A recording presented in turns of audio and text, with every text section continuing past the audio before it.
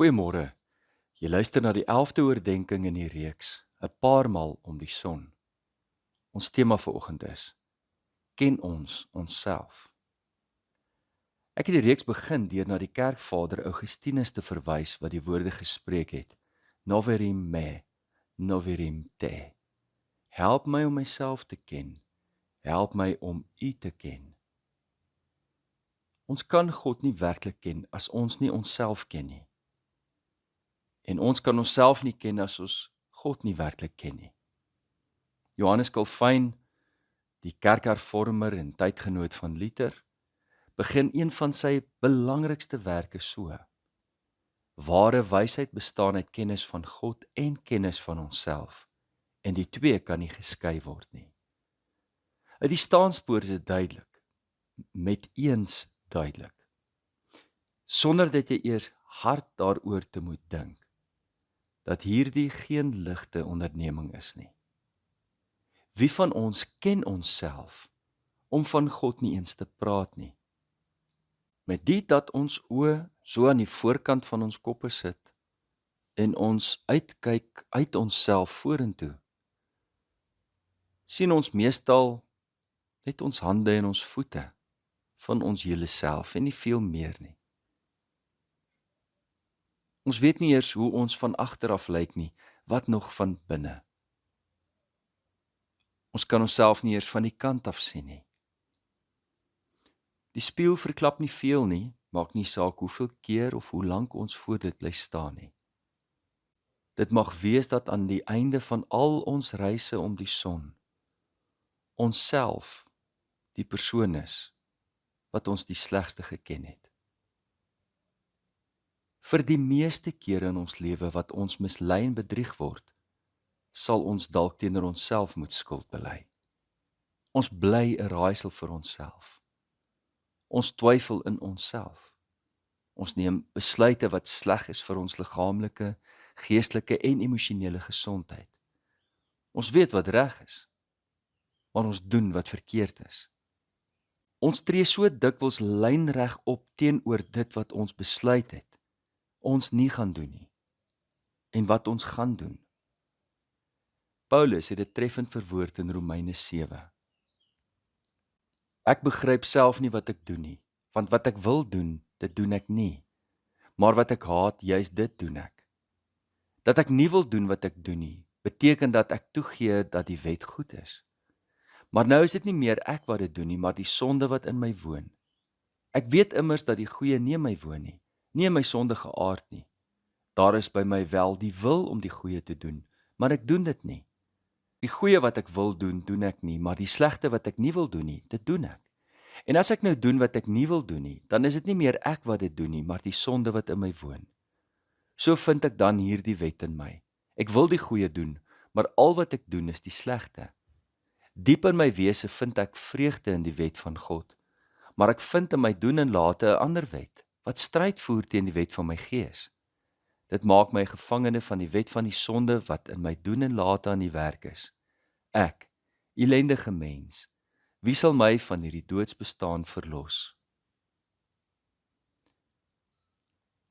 Elke afspraak met elke liewe mens wat ek ooit in my lewe in die pastoraat gesien het vir die afgelope 22 jaar, alles in ag genome, was besig met 'n proses van selfontdekking, van selfkennis. Wat 'n vreemde gedagte. Ons weet nie wie ons is nie, nie heeltemal nie. Wat ons weet van onsself is onvolledig, geheimenisvol en dikwels vals. Selfs iets wat 'n mens sou verwag eenvoudiger is, soos emosies. Selfs daar is dit vir ons 'n raaisel.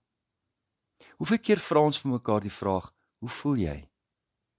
En ons veronderstel dat die ander persoon presies weet wat hulle voel, hulle sê dit nog net nie hardop vir ons nie.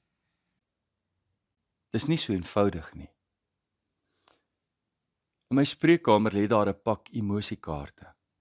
Min of meer so dik soos 'n gewone pak kaarte, met prentjies van 'n mens se gesig of verskillende gesigte En onderaan is die emosie geskryf. Een vir een haal ek die kaarte uit en vra vir die persoon wat voor my sit, kies al die kaarte wat relevant is vir jou. Emosie vir emosie word uitgepak.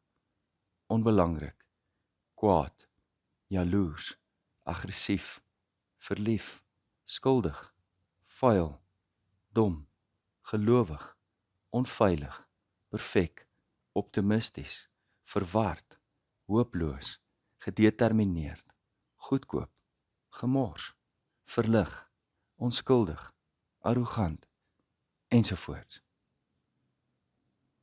Hoeveel emosies dink jy kies mense oor die algemeen uit hierdie pak kaarte? Dink 'n bietjie, hoeveel dink jy gemiddeld? Is die aantal emosies wat mense sê, ja, sit daai kaart neer, dis hoe ek voel.